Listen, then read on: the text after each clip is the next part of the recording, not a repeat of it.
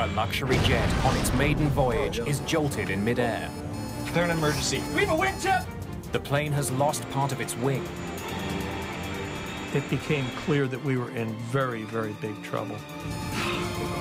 The crew struggles to land the badly damaged plane. November 600, X-ray Lima, declare an emergency. But the trouble isn't over when they hit the ground. The crew is detained and questioned by police. Somehow, this small plane has triggered the worst crisis in Brazilian aviation history.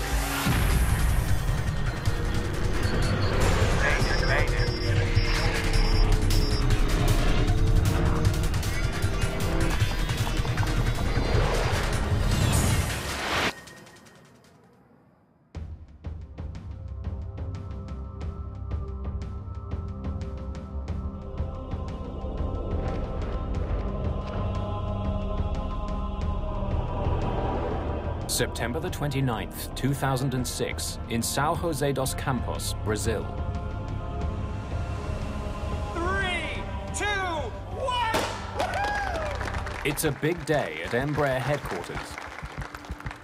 The Brazilian aviation firm has just sold a brand new private jet to Excelaire, a US charter company.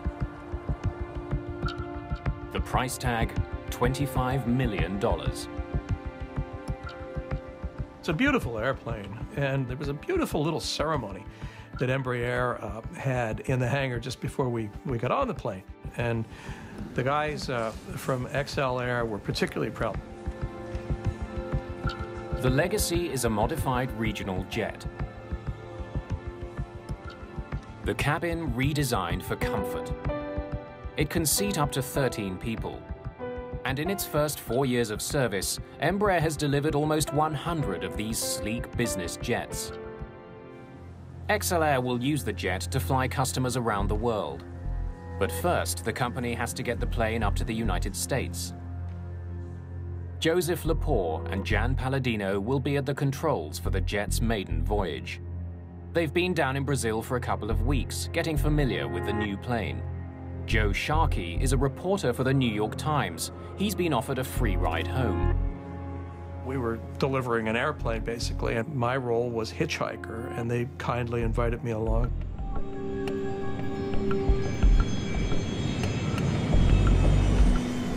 The Legacy jet is heading to Manaus in northern Brazil, a stopover on its way to New York. Half an hour after takeoff, the Legacy is flying over the heart of Brazil. The countryside stretches out below. The view out of the window is spectacular. I glanced out and I was amazed. Just to the horizon, nothing but treetops. And I just remember how pretty it seemed. At 10 minutes to 4 in the afternoon, the Legacy jet makes contact with controllers at the Brasilia Area Control Center, still nearly 100 kilometers away. Brasilia, November 600 X-ray Lima, flight level 370, good afternoon.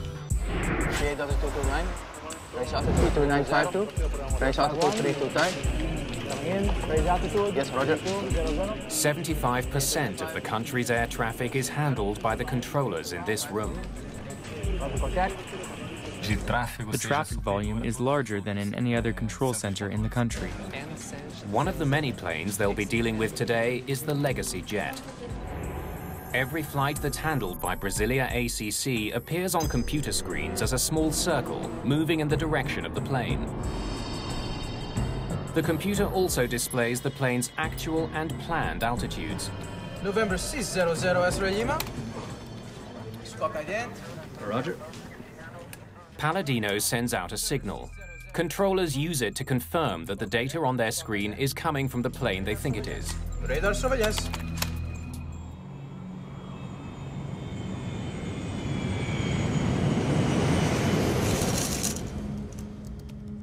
An hour later, the flight has settled into a familiar routine. Mood sort of settled down, everybody was working, and it was just a very, very calm and peaceful time. I was transcribing notes from one of the interviews from the Embraer tour. Brasilia, November 600 X-ray Lima. But in the cockpit, Palladino is having trouble getting back in touch with air traffic controllers in Brasilia. Brasilia, November 600, X-ray Lima. He can't raise controllers on the frequency he used almost an hour ago. He tries other channels. Brasilia, November 600, X-ray Lima.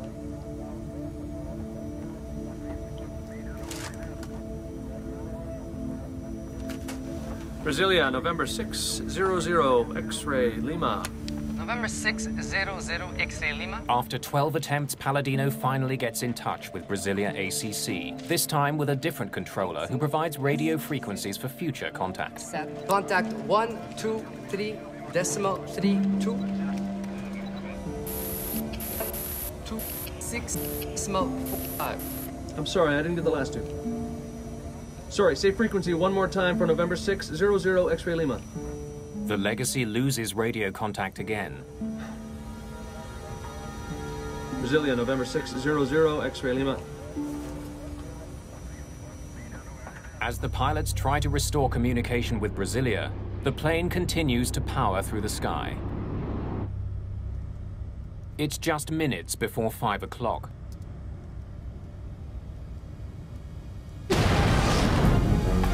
Suddenly there was the loudest bang I've ever heard in my life. The concussion itself seemed to affect every atom in my body. What the hell was that? Just fly the airplane, dude. They're an emergency. Sit down back there. No one's sure what's happened to the jet. But when Joe Sharkey looks out of the window, he's stunned by what he sees. The end of the wing was chopped off and it was serrated. It looked like it had been chewed off. It became clear that we were in very, very big trouble.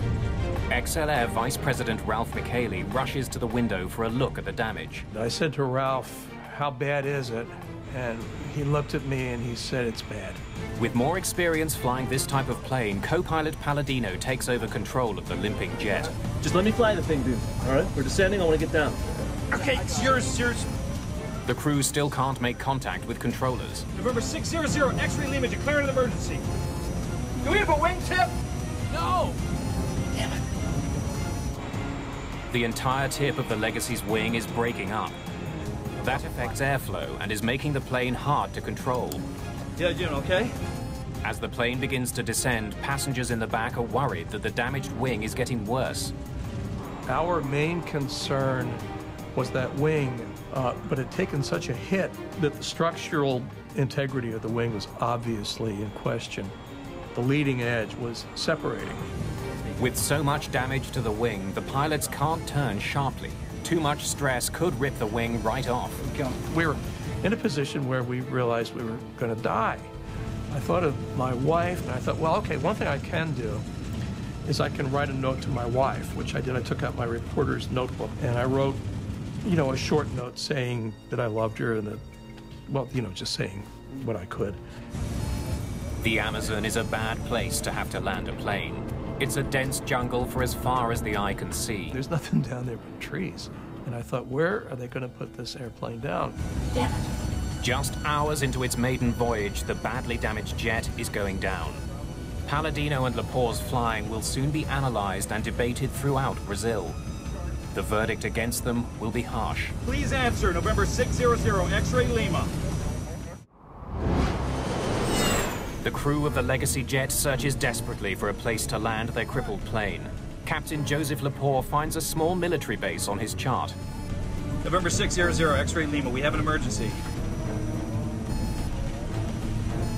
State your emergency. November 600, X-ray Lima, declaring an emergency. We need to land at Sierra Bravo Charlie Charlie. Is that your airport? Affirmative. Do you know how long your runway is? 2600 meters. Stand by. 2600, that's good, right? 8,000 feet? Okay, we're coming in. We're declaring an emergency. This is November 600, X-ray Lima. Did you see something? Something hit us. 2,600 meters is more than long enough to land a Legacy, but the crew doesn't know how the plane will respond when it touches down. The canopy of green, there was a slash of brown, 2 miles away. I heard Joe say, "There's an airport." Sierra Bravo, we see you. We're coming in. Finding an airport was a stroke of luck, but the crew's troubles are far from over. Now they have to get the damaged jet safely on the ground. Palladino and Lepore can't configure their plane for a routine landing. Hold it, let's dump the flaps at the top of the flare, right? So give me 9 on the flare. 9. Extending flaps increases the size of the wing. Since a bigger wing can generate more lift, pilots can slow down to land. You good? Yeah, I'm good. I'm good. With all the damage they've sustained, the crew doesn't want to put too much pressure on their wing. They won't be able to extend their flaps until the last moment. They'll have to land faster than usual. Everyone sit down back there. When you land under those sort of circumstances, you're landing faster than you normally would. And you get a real appreciation of just how fast an airplane is actually moving, because you're coming down like gangbusters. I see these trees now, at ground level, just sort of, they look almost like a movie with one of those moving backgrounds. And I'm thinking, I hope this runway doesn't run out. You got it. Palladino hits the brakes hard. Good. Good. You got it. Hold it. Then finally the plane begins to slow.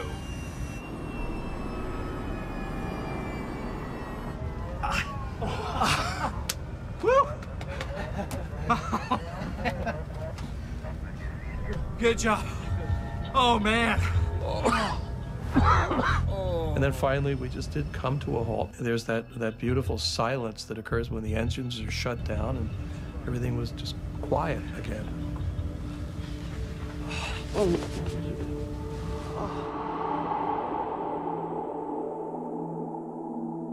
For more than 25 minutes, the business jet had flown with part of its wing torn off. There's also damage to the plane's tail.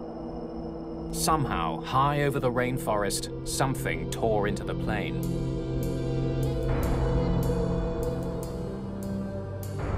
The bizarre day takes another strange twist. Because they've landed at a military base, soldiers confiscate the passports of everyone on board. And that's the point at which I realized that we were in custody. I don't think the others on the airplane had the immediate sense that this was a custodial situation. Along with the 2 pilots, the jet's passengers are taken to the nearby airbase.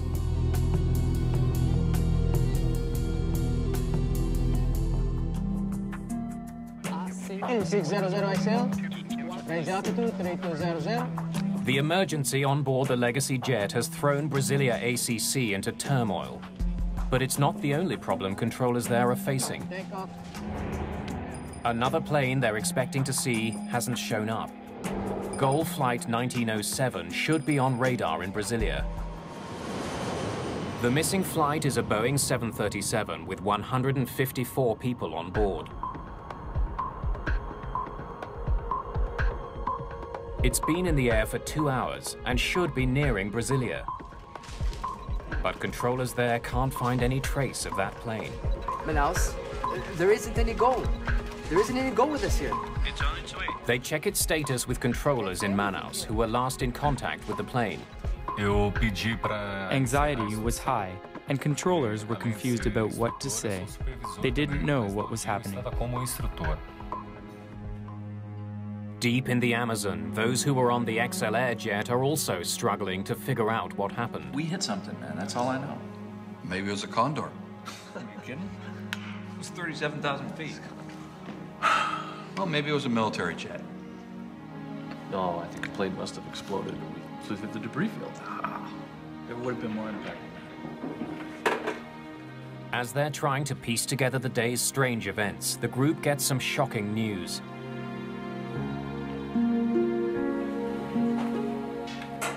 A GOL flight has crashed. It's the plane that's been missing.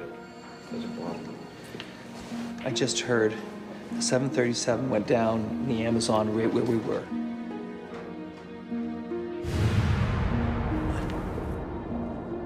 It was like a thunderclap. The world changed immediately. And Joe and Jan were just stricken. I don't think I've ever seen 2 more anguished men in my life. The GOL flight crashed right where the Legacy lost a piece of its wing. It can't be a coincidence.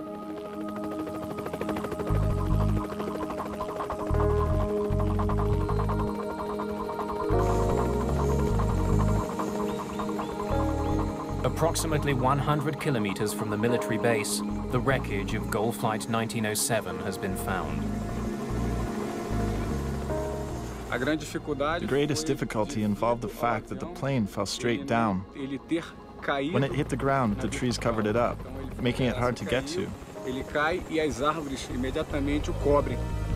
The shattered remains of the plane litter the jungle floor.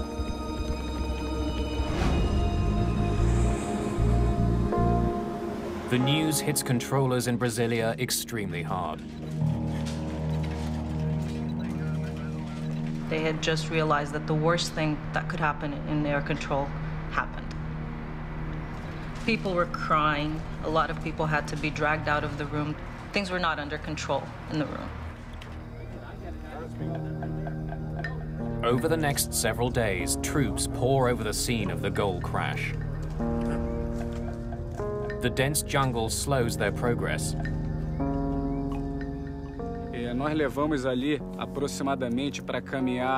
To walk about 1 kilometer in the forest took us about an hour.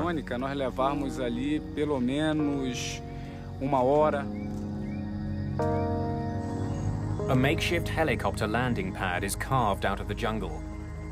It's becoming increasingly clear that no one has survived. 154 people are killed.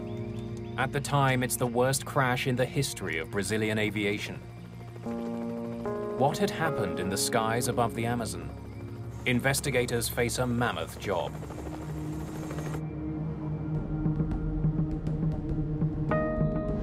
Colonel Rufino Ferreira is in charge of the investigation into the GOL crash. An investigator always has to keep an open mind. You can't start with any preconceived ideas. When we arrived at the location of the accident, the only thing we knew for sure was that we had found the plane that was missing. The wreckage of the GOL jet is spread over more than 2 kilometers. The widespread debris tells investigators that the plane ripped apart before crashing to the ground. The aircraft disintegrated during the fall. It hit the ground in pieces.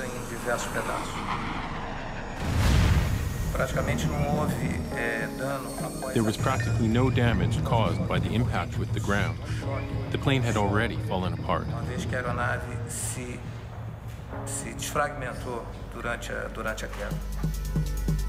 On October the 2nd, just 3 days after the crash, the plane's flight data recorder is found.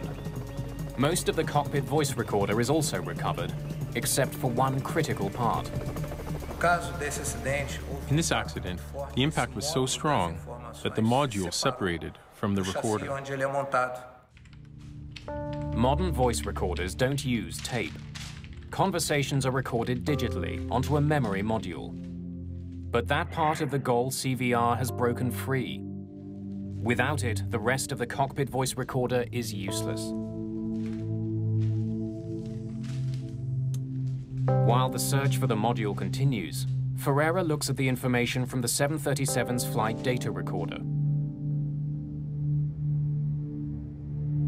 He learns that the plane was flying at 37,000 feet. It was on course and flying level at its assigned altitude.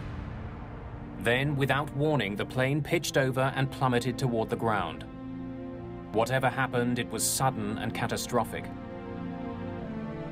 The data recorder tells Ferreira that the plane spun 11 times before it hit the ground. Manaus, I can't see GOL. There isn't any GOL with us here. It's on its way. So it's already in my area? For over half an hour. Police investigators want to know what air traffic controllers can tell them about GOL Flight 1907's final minutes. There was no mayday. In fact, we never had contact with the GOL jet. Controllers say there was no warning that the jet was in trouble. It simply vanished. Colonel Ferreira studies air traffic control data from the day of the accident. There is no sign of the GOL flight. But the readings from the smaller Legacy jet capture his attention. It seems to be flying erratically. Instead of keeping to a single altitude, the radar shows it flying up and down dangerously.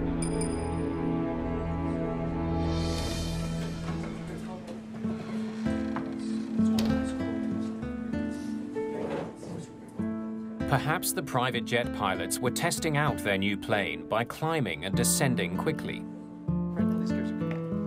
They may have collided with the GOL jet as a result of their reckless flying. When that information leaks out to the country's newspapers, it makes front-page news. The population thought it was unjust that a smaller aircraft was able to make an emergency landing while the larger aircraft with 154 people just fell into the Amazon and everyone died. Neither Lepore nor Palladino are officially charged, but they are confined to a hotel room in Brazil while the investigation continues.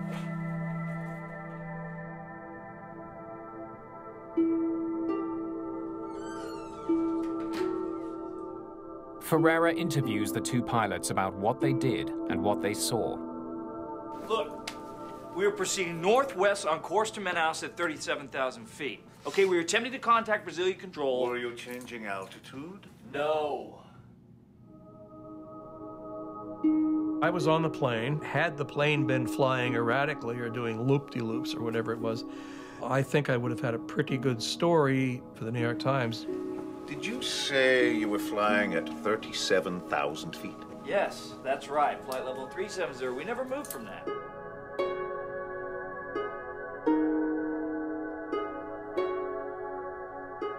When he reviews the information from the Legacy's flight data recorder, Ferreira confirms the pilot's story. Although the ground radar shows the Legacy flying wildly, the data from the plane shows that it didn't change altitude at all. But there is something shocking about the Legacy's path. The business jet was flying north to Manaus, the GOL flight south from Manaus.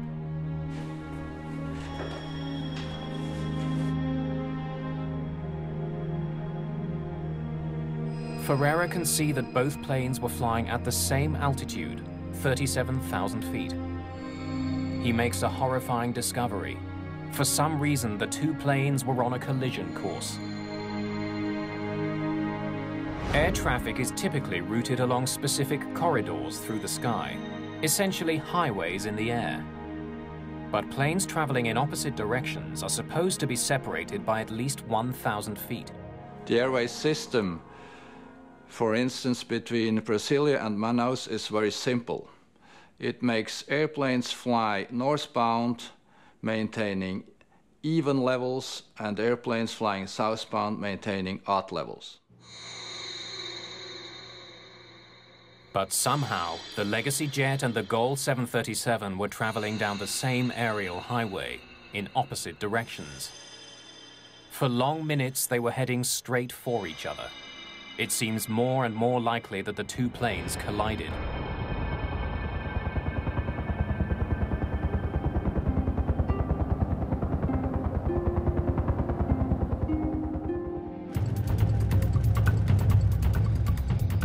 At the crash site, workers find support for this incredible theory. The left wing of the GOL flight is recovered. Investigators discover that about halfway along the wing, it's sliced clean through. None of the other wreckage is sliced this way. The precise nature of the cut tells Ferreira that this is not damage that was caused by impact with the ground. The damage on the left wing clearly shows that it was caused by a collision with another plane. The badly damaged wing would have sent the 737 into a spiral dive. The pilots would have had no way of controlling it.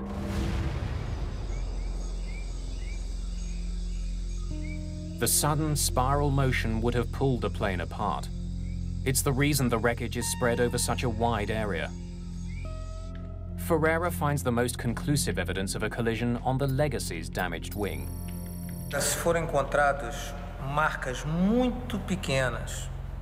On the Legacy, we found very small traces of paint that came from the GOL wing.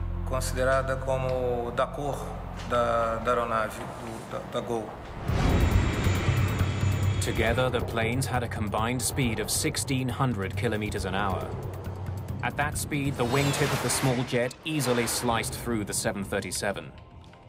Colonel Ferreira now understands what caused the GOL jet to crash, but he doesn't know why. How had the two jets ended up in the exact same airspace without anybody noticing?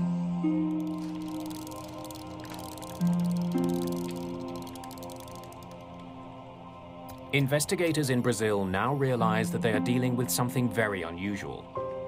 A mid-air collision is a very rare event in aviation, and it should not have happened with two very modern new aircrafts. The situation becomes more complicated when investigators study a critical document, the Legacy's flight plan.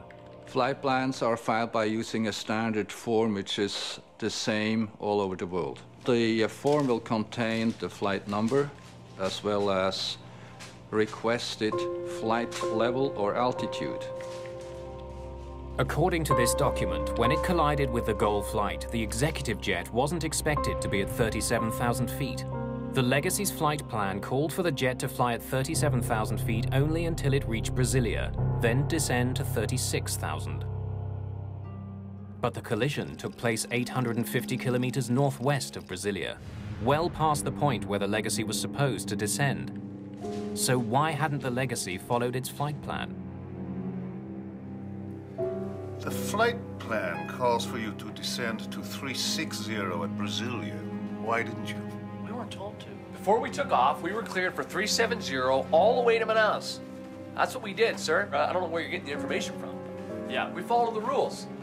We were not told to descend, and we did not descend.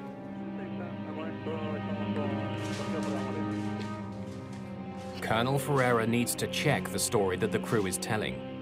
He wants to know exactly what they were told by controllers when they took off from São José dos Campos.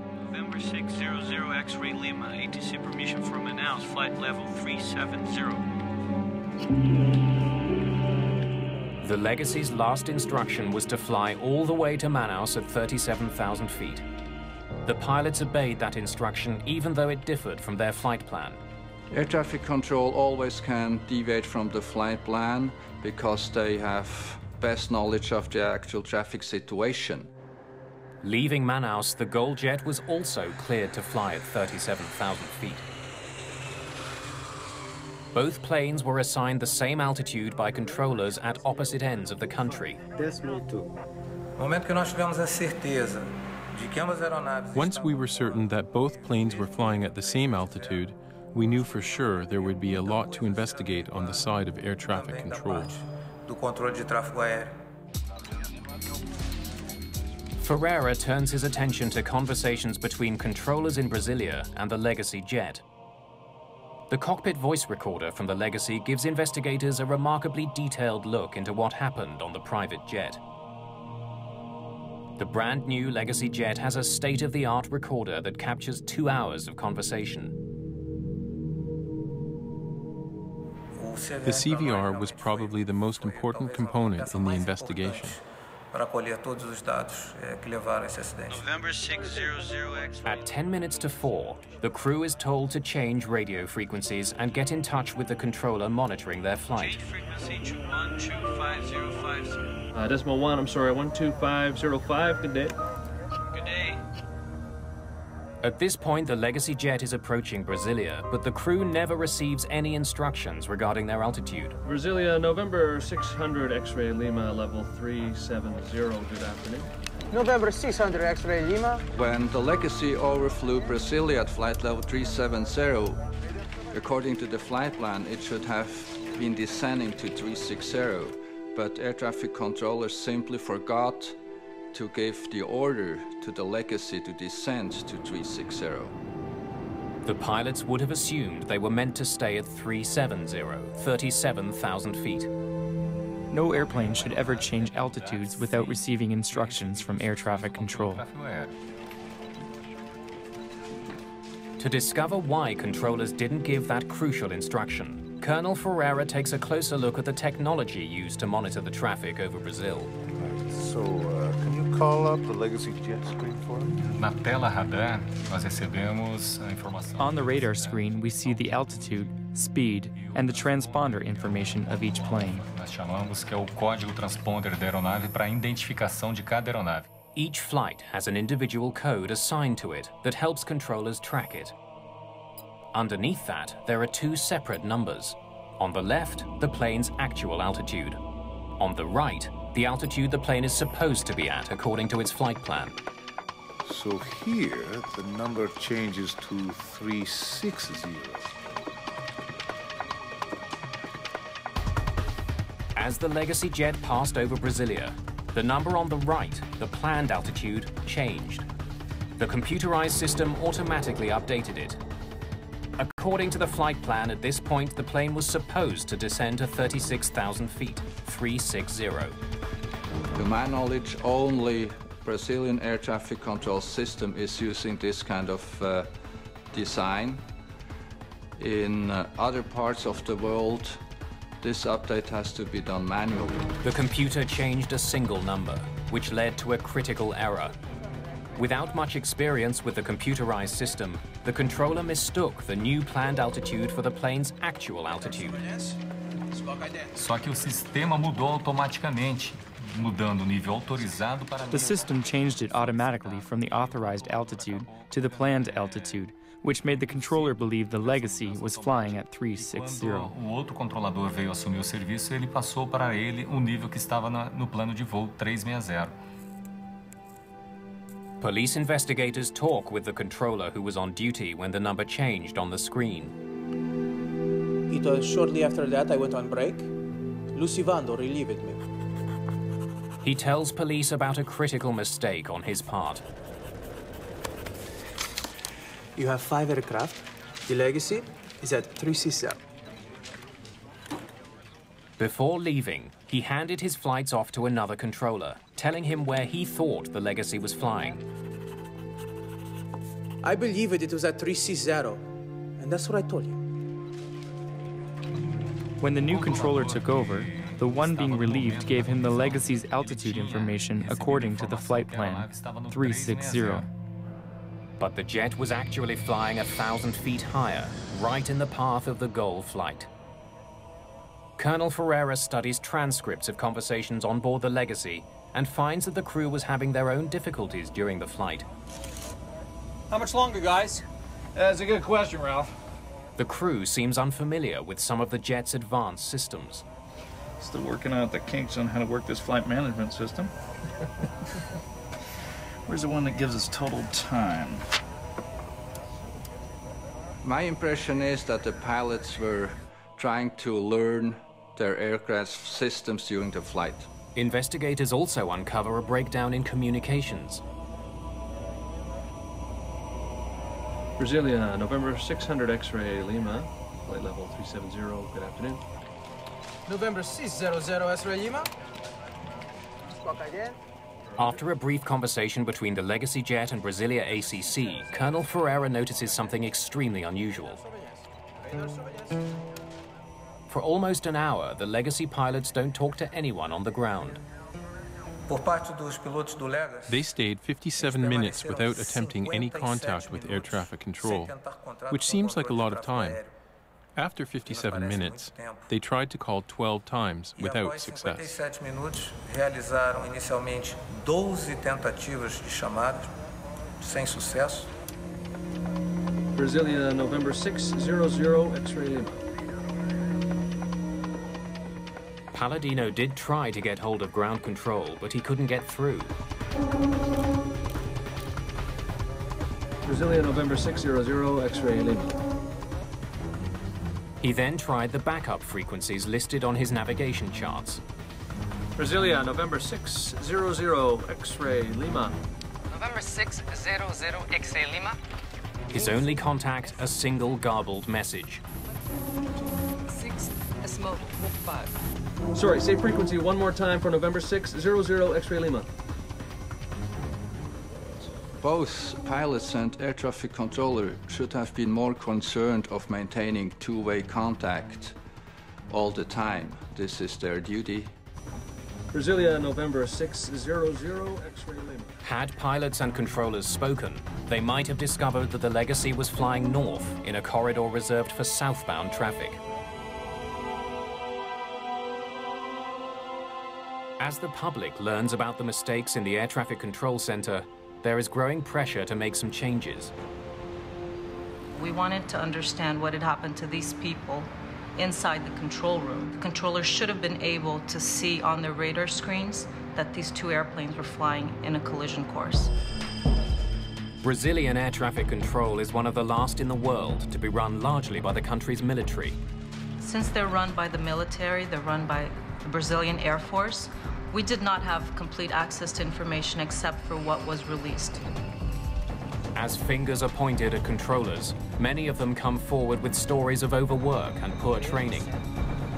They complained that they weren't well trained in English language, which is the international aviation language. Also, they had complaints about their equipment. In fact, the controller who incorrectly reported the Legacy's altitude had been on the job for only a year.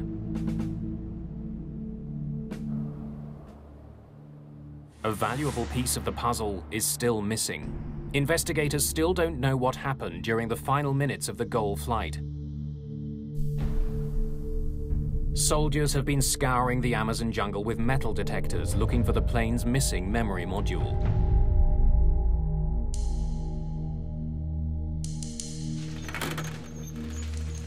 Almost a month after the crash, they find it.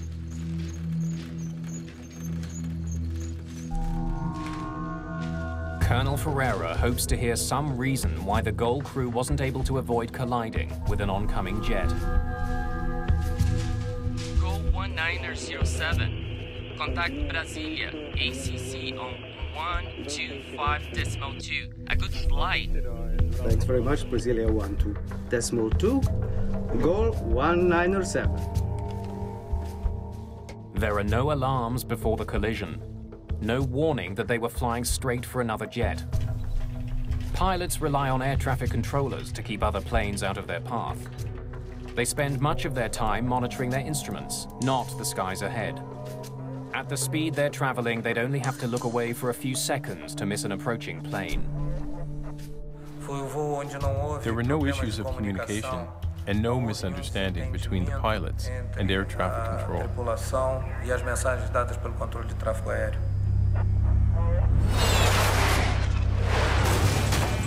Keep calm! They had no idea what had just happened to their plane and fought until the end to regain control.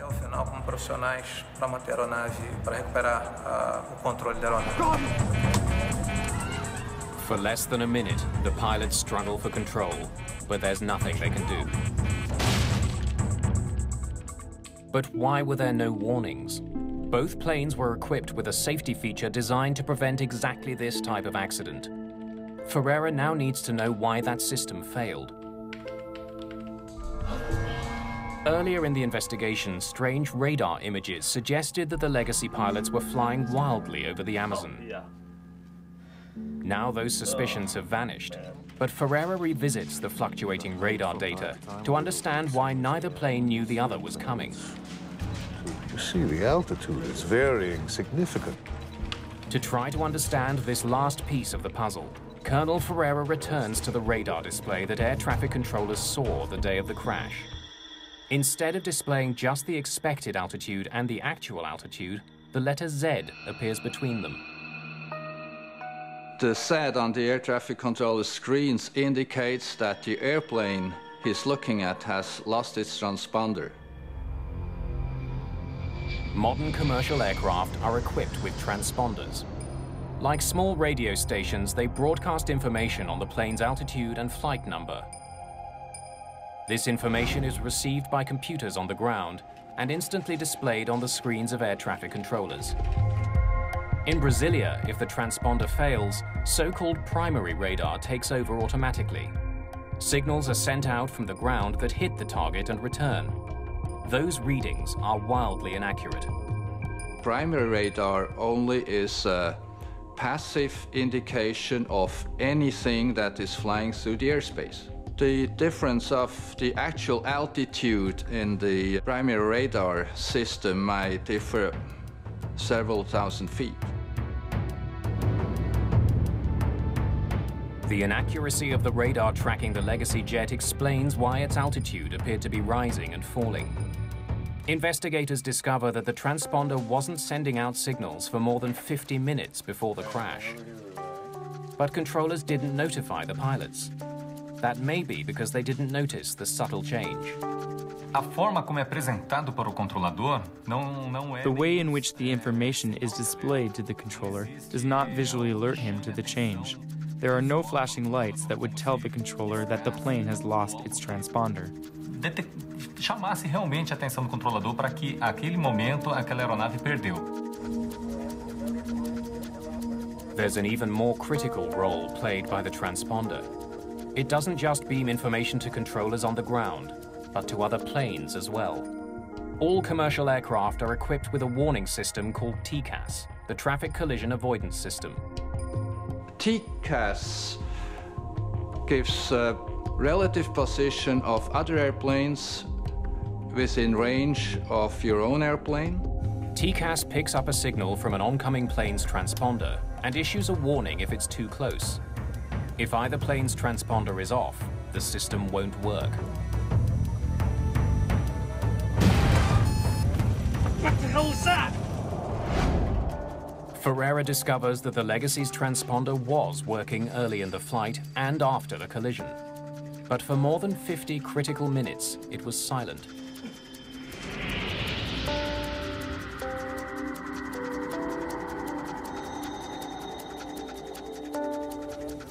How had a state-of-the-art jet, just off the factory floor, developed problems with its transponder? Parada de funcionamento de transmissão do transponder. The failure of the transponder certainly contributed to this accident. Para a ocorrência do acidente. E nós tínhamos... And we had to find out what caused it to fail. O que causou essa interrupção no funcionamento?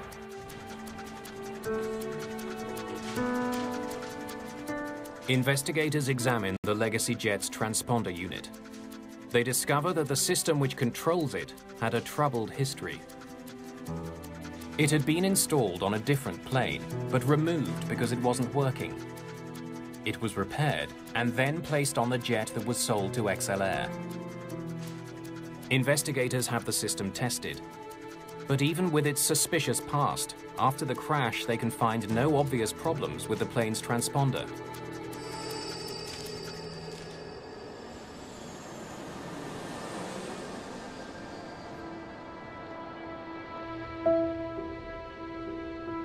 Now this is the layout now on the standard one in the Legacy jet. Colonel Ferreira does notice something potentially dangerous about the design of the Legacy's cockpit. If a pilot uses the built-in footrest during flight, his toes can come in contact with the buttons on the transponder. Here, show me what it looks like in standby mode. And when the transponder does go into standby, it would be difficult for a pilot to notice. There's no alarm? A small yellow warning light is the only indication that the transponder isn't on. It was not easy for the pilots to detect that because it's not hooked up with the central warning and alert system. But the pilots of the Legacy jet do not remember using the plane's footrest. Still working out the kinks on how to work this flight management system. Time. Investigators suspect that one of the pilots may have turned the transponder off by mistake. No momento, o cenário provável. The most probable scenario is that, by accident, one of the pilots temporarily turned off the equipment as he tried to familiarize himself with the technology on board. Com os equipamentos de bordo. However, the transponder went off. At a critical moment, the crew had no last-ditch safety system to warn them that they were flying right at a 737. Even though the TCAS system on the GOL plane was working, there was no signal from the approaching jet for it to receive. Closing in on each other at 1,600 kilometers an hour, the pilots never saw each other coming. Brazil's air traffic control system would undergo some radical changes as a result of the collision. But those changes would not come without a fight. The investigation into the crash of GOL Flight 1907 has uncovered dangerous problems with Brazil's air traffic control system. Brasilia, November 600 X-ray, Lima, level 370, good afternoon. Two planes were assigned to fly at the same altitude in the same airspace. Radar surveillance. Overworked and inexperienced controllers in Brasilia neglected to instruct the Legacy jet to descend to 36,000 feet. You have 5 aircraft. The Legacy is at 367. Then they mistook the Legacy's planned altitude for its actual altitude. To make matters worse, the Legacy pilots, unfamiliar with Brazilian airspace, were unable to make contact with controllers on the ground.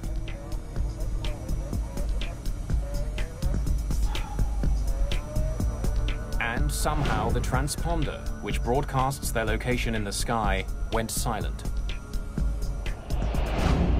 which controllers in Brasilia failed to notice.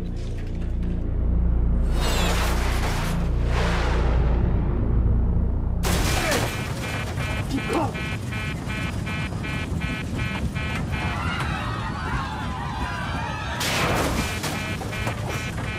Keep calm.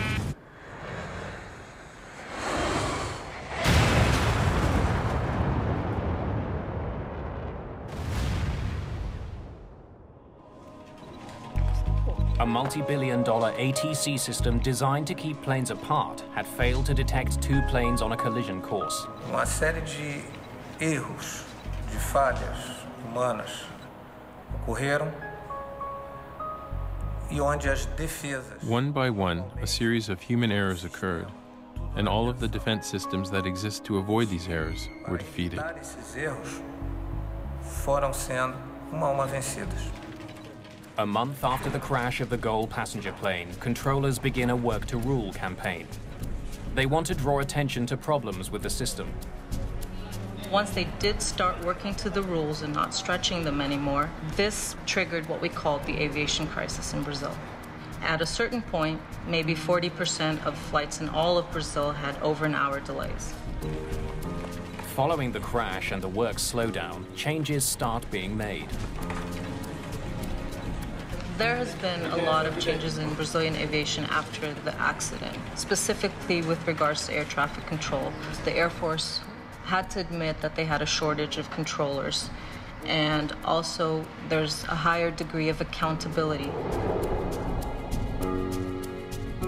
In the United States, the Federal Aviation Administration issues 2 recommendations as a result of the tragedy. Pilots flying Legacy jets are warned of the possibility that putting their feet up in the cockpit could accidentally turn off the transponder. And manufacturers are told that an alarm should sound if the TCAS system shuts off. The controllers who were involved in the crash are charged with varying degrees of manslaughter. But those criminal charges worry people who were closely involved with the disaster. Trabalhar uma investigação com fins de prevenção, quando existe uma. An investigation like ours, which focuses on prevention, suffers huge setbacks when there is pressure to lay charges. Muito grande por ter sido o maior acidente. By blaming people, we might be creating a culture where people will not come forth and be honest about failures and mistakes. And when we try to hide that, things get swept under the carpet, and soon enough they'll come out again. No controller leaves his home in the morning thinking he's going to crash a plane. And so the criminalization only interferes with investigations that can prevent further accidents. More than 2 months after the crash, the crew of the Legacy jet is finally allowed to return to the United States. Joe and Jan barely got out of the country. There was an attempt to hold them under what I thought was a cobbled together initial criminal charge of, quote, failing to ensure the safety of Brazilian skies.